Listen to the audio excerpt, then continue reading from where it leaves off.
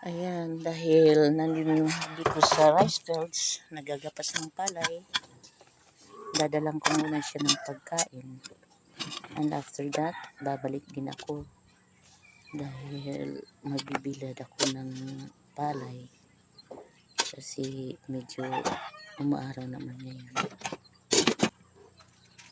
Ayan, karne pa rin ang ulam. Ayan, papunta na ako dun.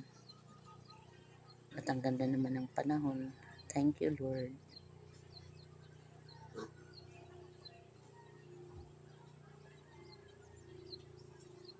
Eps, maputik ang daan. Ayan, Patrick. Nilampasan ako ni Patrick. Ayan, nagagapas din siya ng palay dun sa amin. Dalawa lang sila ng hobby. Kasi walang nangangalayon dito sa amin. Kanya-kanya.